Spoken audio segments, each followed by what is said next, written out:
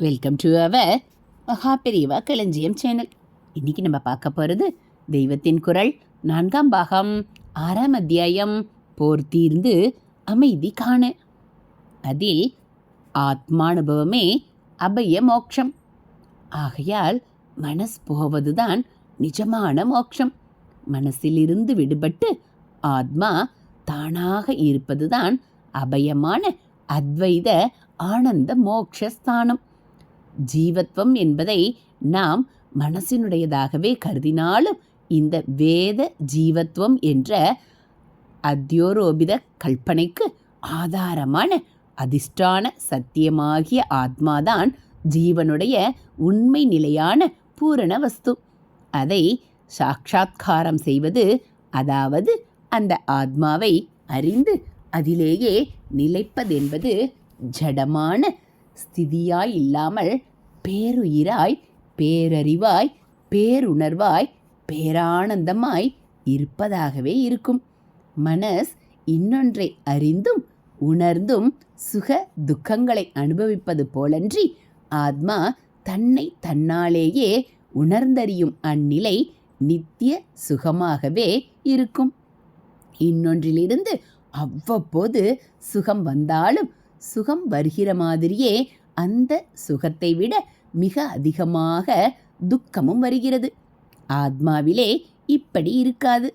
பயத்தை, துக்கத்தை கொடுக்கக்கூடியதான இன்னொன்று இல்லாததால் ஆத்மாவினுடைய கட்டற்ற நிலையின் தன்னியல்பான சுகம் துக்கங்களால் துண்டித்து துண்டித்து போகாமல் சாஸ்வதமானதாக இருக்கும்.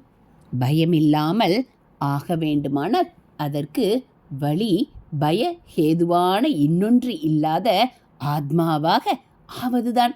அது மோக்ஷம் என்ற விடுபட்ட நிலை. மனசை வைத்துக்கொண்டு ஜீவனாக இருப்பது கட்டுப்பட்ட நிலை. கட்டு என்பது நேராக மனசின் எண்ணங்களால் ஏற்படுவதோடு மட்டுமில்லாமல் அவற்றை பூர்த்தி செய்து கொள்வதற்காக சரீர இந்திரியாதிகளை கொண்டு செய்யும் காரியங்களாகவும் இருக்கின்றன. இந்த கர்ம பந்தத்தை தர்ம கர்மங்களாலேயே தளர்த்தி கொள்ள வேண்டும். ஹரஹர சங்கர, ஜெய ஜெய சங்கர. அடுத்து கர்மத்தலை தளர்த்தும் தர்மம். ஒரு விறகு கட்டு இருந்து அதை சுற்றி போட்ட கயிற்றுக்கட்டு முடிச்சு அவிழ்க்க முடியாமல் ஆனால் என்ன செய்வார்கள் தெரியுமா? கட்டு தளர்வதற்கு முதலில் கட்டிய கயிற்றை விட இறுக்கமாக அதை இன்னொரு கட்டு போட்ட மாதிரி சுற்றி நெருக்கி பிடித்து கொள்வார்கள். கட்டு போட்ட மாதிரி தானே ஒழிய முடிச்சு போட்டு கட்டியே விடமாட்டார்கள். இந்த இறுக்கத்தில் முதலில் முடிச்சு போட்டு கட்டின கட்டு லூஸாகி விடும். அதை எடுத்து போட்டு விடலாம். அப்புறம் கட்டின மாதிரி ஆனால் கட்டியே விடாமல் சுற்றி இருக்கிற இன்னொரு கயிற்றையும் எடுத்துவிட்டால் விறகுகள் கட்டற்று விடுபட்டு விடும். இதே மாதிரி மனசின் கிருத்திரிமத்தில் பல தினுசான காரியங்களால் மணிமுடிச்சாக கட்டுப்போட்டு கொண்டு சம்சார பந்தத்தில் கிடக்கிற நாமும் அதிலிருந்து விடுபட சாஸ்திர கர்மா என்று கட்டு மாதிரி உள்ளதை போட்டுக்கொள்ள வேண்டும். கண்ணா பின்னா கட்டாக இல்லாமல் சாஸ்திர மூலமாக ரிஷிகள் ஒவ்வொருவருக்கும் ஸ்வதர்ம ரூபமாக அநேக காரியங்களை கொடுத்திருக்கிறார்கள். ரிஷிகளின் மூலமாக ஈஸ்வரனே போட்ட ரூல்கள் இவை. நம் ஸ்வந்த ஆசையின் மேலே கண்ணா பின்னா என்று காரியங்கள் பண்ணி பண்ணி முடிச்சாக போட்டு கொண்டிருக்கிற கட்டு தளர்வதற்கு இந்த ஸ்வதர்ம கர்ம கட்டுதான் உதவி புரிவது. இது அசல் கட்டு அல்ல. கட்டு மாதிரி நெரிக்கும். ஆனாலும் இதிலே நெறிபடுவது நம்முடைய தப்பான ஆசைகள்தான். நம்மை நல்லதில் விடுவிப்பதற்கே இந்த நெறிப்பு.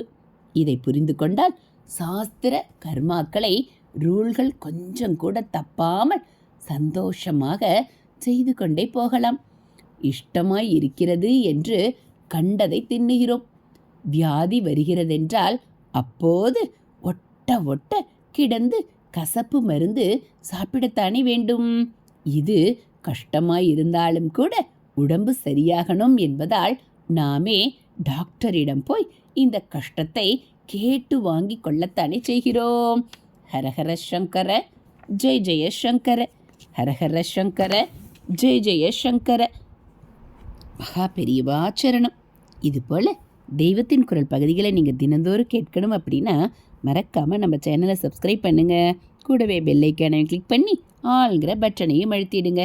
நம்ம சேனலில் வரக்கூடிய தெய்வத்தின் குரல் பகுதிகள், மகா பெரியவா மகிமை, ஆன்மீக கதைகள் எல்லாம் உங்களுக்கு பிடிச்சிருந்தா ஒரு லைக்கும் கமெண்ட்டும் கொடுத்து உங்களுக்கு தெரிஞ்சவங்களுக்கும் ஷேர் பண்ணுங்கள். தேங்க்யூ.